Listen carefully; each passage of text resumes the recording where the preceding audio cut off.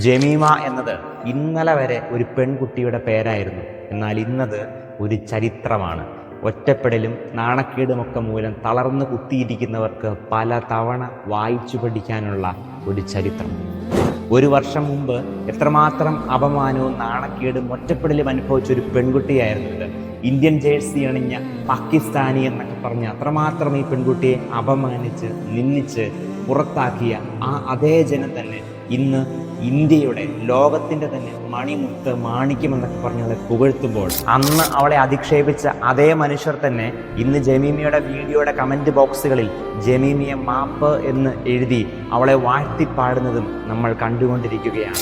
ഒരിക്കലും ഈ നാടിൻ്റെ ശത്രുവാണ് നീ എന്ന് പറഞ്ഞ് എല്ലാവരും മാറ്റി നിർത്തിയ ഇവൾ ഇന്ന് 7 തവണ ലോക കിരീടം ചൂടിയ ഓസീസിന്റെ പെൺപടയെ തോൽപ്പിച്ച് കൂപ്പുകരങ്ങളുമായി നമ്മുടെ മുമ്പിൽ നിൽക്കുമ്പോൾ ജമീമയുടെ ആ കണ്ണുനീരിന് ഒരുപാട് കഥകൾ പറയാനുണ്ട്.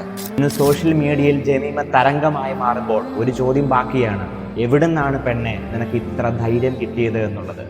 ആത്മാവിൽ ദരിദ്രർ ഭാഗ്യവാന്മാർ എന്ന തിരുവെഴുത്ത് അന്വർത്ഥമാവുകയാണ് ജമീമയിൽ. ആത്മാവിലെ ദാരിദ്ര്യം എന്നാൽ പൂർണ്ണമായിട്ടും ദൈവത്തിൽ ആശ്രയിക്കുക എന്നുള്ളത്. അതെ, അവൾ ആദ്യം പറഞ്ഞ വാക്കുകളും അങ്ങനെയായിരുന്നു. ദൈവമാണ് ഈ വിജയം നേടിത്തന്നത്, ഞാനല്ല എന്നുള്ളത്. പൂർണ്ണമായിട്ടും ദൈവത്തിൽ ആശ്രയിച്ച, ദൈവത്തിൻ്റെ കരം പിടിച്ച ഈ പെൺകുട്ടി നമ്മോട് പറഞ്ഞു വയ്ക്കുന്ന ഒരു കാര്യമുണ്ട്: ഒന്നിൻ്റെയും അവസാനമല്ല, എല്ലാം ഒരു തുടക്കം മാത്രമാണ് എന്ന്.